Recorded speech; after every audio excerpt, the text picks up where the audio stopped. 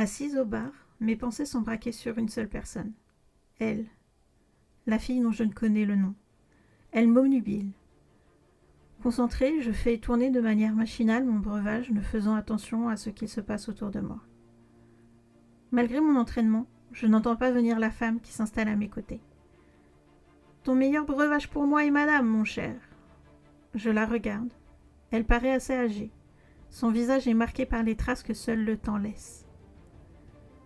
Ce que elle peut voir de moi, c'est mon regard bleu.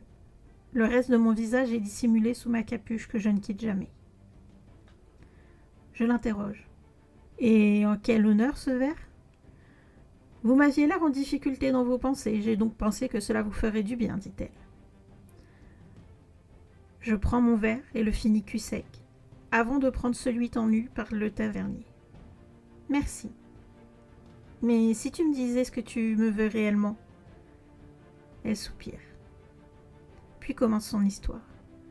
C'est une mercenaire qui a besoin d'aide pour un coup et le maître lui a conseillé de me parler. « Je t'écoute, dis-je. Voilà. Elle a un contrat qui lui demande d'entrer dans un lieu secret afin de récupérer un objet enchanté.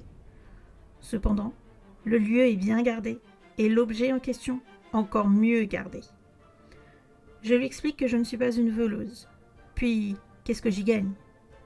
Elle me fait un sourire en coin. « Oh, je suis sûre que vous viendrez avec moi. Il y a un membre de cette organisation que je connais et qui serait sûrement sur place. Armand Paid. » J'avais déjà eu vent qu'Armand ferait partie d'une organisation secrète. Elle m'apprend que ce groupe fait de la magie sacrificielle avec une dague enchantée qui permettrait d'acquérir plus de pouvoir. Seulement voilà, son employeur veut l'obtenir pour mettre fin à cette entreprise. Elle risquerait de renverser le royaume. Je la jauge du regard, cherche des traces de mensonges, mais n'y vois que de la sincérité. Le vol n'est pas réellement mon domaine. Mais étant donné que le maître l'a guidé vers moi, c'est qu'il y a une raison. Enfin une autre que je pourrais causer indirectement du tort à Armand. Je lui demande plus de détails sur ce lieu et cet artefact, et surtout si elle a un plan. L'entrée se fait par les sous-sols de l'académie. Nous entrerons 2 jours pour nous y glisser et nous effacer dans la masse d'étudiants. Les premières portes seront faciles d'accès. Mais une fois qu'on s'enfoncera dans les dédales, il y aura des gardes et membres de l'organisation. On essaiera de passer aussi discrètement que possible, mais si on se fait repérer, il ne faut pas laisser de traces. Puis une fois dans la grande salle, il faudra récupérer cette dague. Ce plan m'a l'air pas trop mal, même si je pense qu'il va y avoir des accros. Forcément, s'attaquer à une organisation qui pratique la magie du sang n'est vraiment pas une bonne idée. Le vol. On décide de se retrouver dans l'académie le lendemain. La femme, Séverine de son petit pseudo, se fond dans la masse sans aucune difficulté. Pour ma part, j'ai remis ma perruque. C'est vraiment handicapant cette couleur de cheveux. J'ai essayé de l'éteindre pour une mission avec de la teinture à base de charbon, mais cela n'a pas bien fonctionné. Nous avançons dans l'académie. Ce lieu m'avait manqué. L'odeur des livres, le brouhaha des débats en tout genre. Elle me guide sans se poser de questions, à vive allure. Nous arrivons à un couloir de l'aile est où se trouvent 2 portes. Elle se dirige vers celle de droite.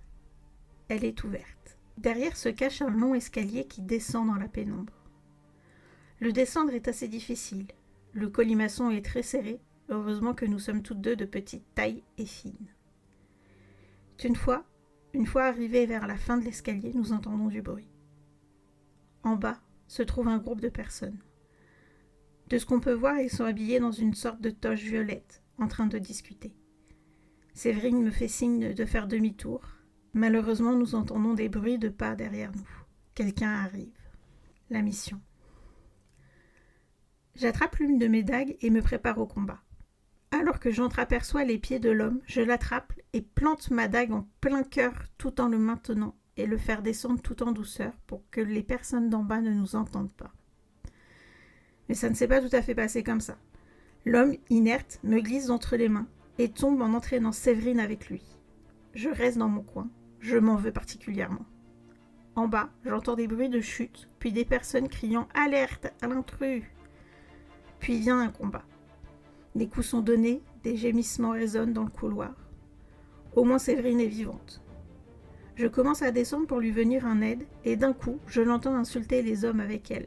Au bruit, je comprends qu'elle s'est fait arrêter. Bon, maintenant que faire? Continuer la mission ou aller la sauver? Si j'y vais, je risque de me faire remarquer à mon tour et d'empirer la situation. En même temps, si je décide d'avancer et de chercher cette dague, Séverine risque de passer un sale quart d'heure. Je réfléchis à mes différentes solutions, puis finalement, je pars à la poursuite des bourreaux de ma coéquipière. Elle est la seule à savoir à quoi ressemble la dague après tout. Discrètement, j'avance dans ce couloir. Par chance, il n'y a plus personne. J'accélère histoire de rattraper les gardes et d'éviter qu'il arrive quoi que ce soit d'autre à Séverine. J'arrive à les apercevoir au moment où ils entrent dans une pièce. Ils ne sont que 2. Ça devrait le faire. J'attrape une de mes dagues, me concentre pour solliciter ma magie, puis j'embrasse pour déposer du poison, et lance celle empoisonnée sur le garde le plus loin de moi.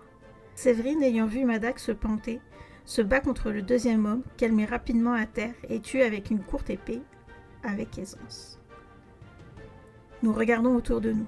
C'est une salle de torture. Difficile de le louper. Une table avec des fers, un couvre-chef au plafond, des outils en tout genre. Oui, j'ai pris la bonne décision. Comment vas-tu? Elle me répond qu'elle va bien. Peut-être une cheville tordue, mais rien de grave. On peut continuer la mission. Elle sort de la pièce décidée. Je lui emboîte le pas, un peu surprise de la voir aussi déterminée. Nous avançons dans ce qui est pour moi un labyrinthe, mais qui semble être connu de ma partenaire. D'un coup, celle-ci s'arrête devant une double porte et tend l'oreille. Elle me fait signe de me taire, et que pour elle, il y aurait 3 gardes. Il va donc falloir se battre. L'hôtel. Après un décompte de 3, nous ouvrons la porte d'un grand coup de pied. Au grand mot, les grands moyens. Je sors ma sapacane logée dans mon dos, et d'un grand coup de souffle, j'envoie une fléchette dans la carotide d'un garde, puis d'un deuxième, qui la reçoit dans le bras. Tous 2 tombent en quelques secondes. Il n'en reste plus qu'un.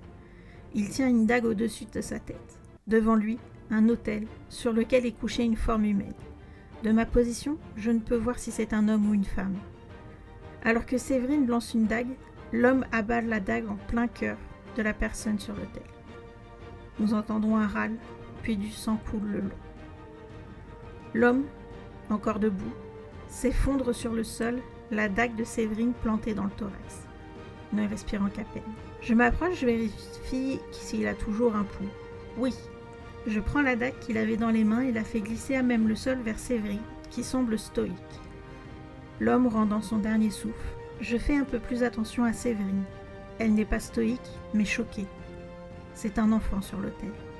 Une jeune fille n'ayant pas plus de 10 ans. Si cela t'a plu, n'hésite pas. Abonne-toi et mets un pouce bleu pour suivre les aventures. Salut!